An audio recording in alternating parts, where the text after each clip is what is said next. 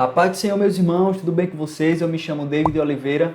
Nesse vídeo eu quero te ajudar a como dar uma saudação em Jeremias capítulo 29 e o versículo 11.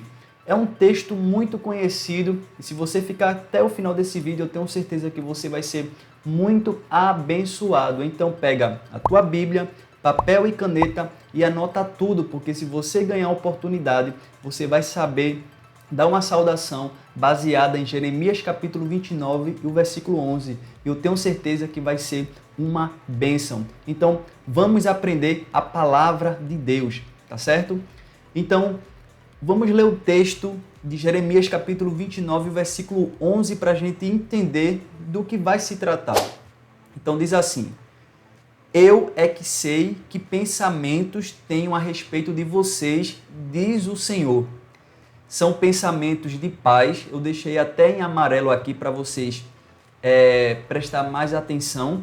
E não de mal, para dar-lhe um futuro e uma o quê? Esperança. Então, este é o texto, né? Ou verso, ou versículo que geralmente é citado, é pregado. Então, como eu sempre falo, é importante a gente ler o quê? O contexto, porque é do contexto que a gente vai entender porque determinado versículo chamou tanta atenção. Podemos dizer porque ele é um versículo chave. Então, é o contexto que vai nos responder isso. Então, preste bastante atenção porque a aplicação está muito especial, tá certo?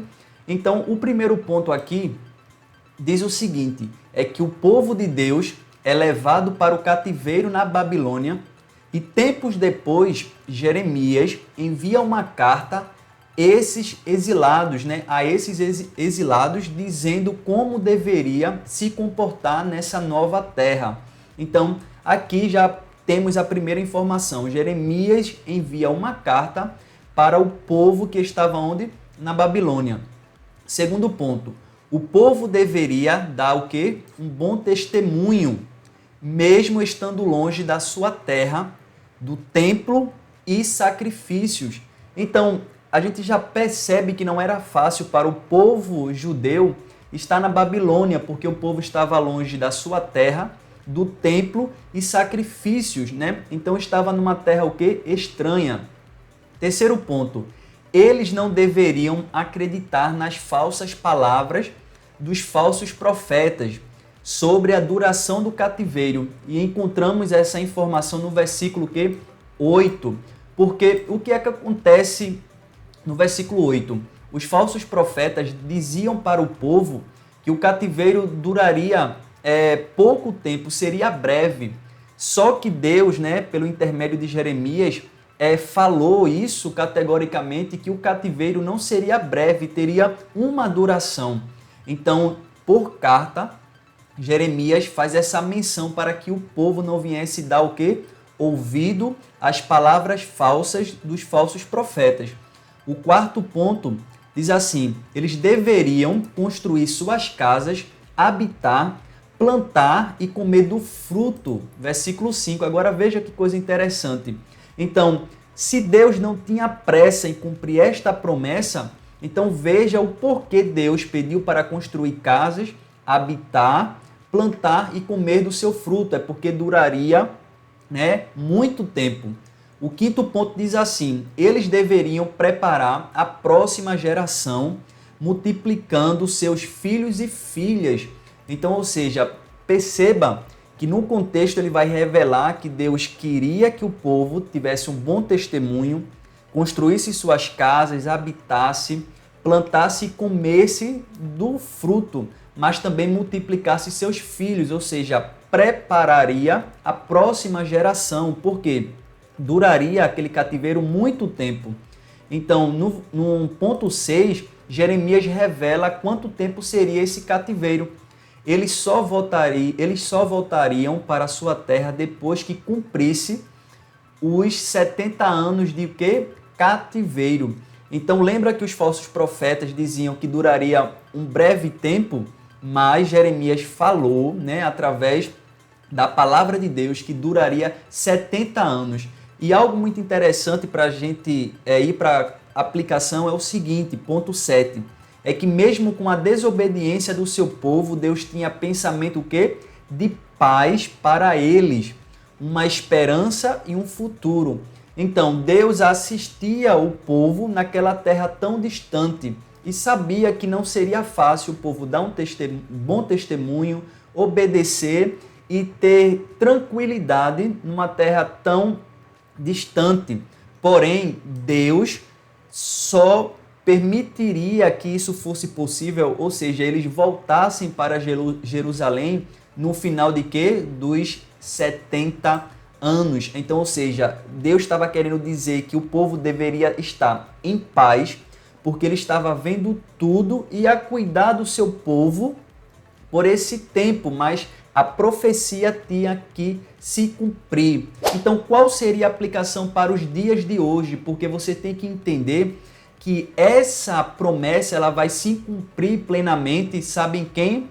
Em Jesus Cristo. E aqui onde é que está a coisa mais bela da palavra de Deus, né? Se você já está gostando desse vídeo, não se esqueça de deixar o seu gostei e também se inscrever no nosso canal para não perder os próximos vídeos que vão te ajudar a pregar a palavra de Deus, tá certo? Então vamos para a aplicação. E qual seria a aplicação para os dias de hoje? É você lembrar a igreja que através de Jesus conseguimos a paz em meio às nossas dificuldades e em certos cativeiros da vida. E Mateus 11:28 fala justamente disso, né? Que quando estávamos, né, no cativeiro, que era o mundo, né, ganhamos essa paz. Cristo nos concedeu essa paz, né? Ele nos convidou: vinde a mim, todos que estáis cansados e oprimidos, e eu vos aliviarei. Então lembre a igreja que é Cristo que nos concede a paz, tá certo? A segunda aplicação é o seguinte: não importa quanto tempo dure nossas lutas, temos que lembrar que Deus nos assiste e nos concederá a graça para suportar. Então, ou seja, Jeremias descreveu a situação do povo, né? E como o povo deveria se comportar. Não seria fácil. Então, também nos dias de hoje, não é fácil suportar, né, as dificuldades e as lutas, mas temos que lembrar que do mesmo jeito que Deus assistia o seu povo no cativeiro babilônico, ele também nos assiste no seu trono de glória e nos concederá a graça para suportarmos, tá certo? E 2 Coríntios 12:9 fala justamente isso, né, que é através da graça que nos tornamos fortes, né, diante das dificuldades. E a terceira aplicação para a gente finalizar é: lembre a igreja que através de Cristo recebemos a verdadeira paz, alegria e a promessa de vida eterna. Então, tudo que Deus falou pelo intermédio de Jeremias, no capítulo 29, o versículo 11, se cumpriu na pessoa de Cristo. Então, fale para a igreja o privilégio que temos na pessoa de Cristo, que é a paz, que é a alegria e a maior promessa, que é a promessa de vida eterna. Então, não importa qual seja a nossa dificuldade, temos que lembrar que Deus nos assiste e através de Cristo Ele vai nos conceder a graça para suportar as lutas e dificuldades e em breve estaremos diante da sua presença. Amém? Eu espero que vocês tenham entendido o capítulo 29, versículo 11 de Jeremias. E se você optar para dar esta saudação, que Deus te ajude e te abençoe. Eu tenho certeza que você sairá muito bem, tá certo? Então deixa aqui nos comentários o que você achou desse vídeo. Se você tiver também alguma sugestão de vídeo, deixa aqui nos comentários, porque eu vou gravar esse vídeo com o intuito de te ajudar, tá certo? Um forte abraço e até o próximo vídeo.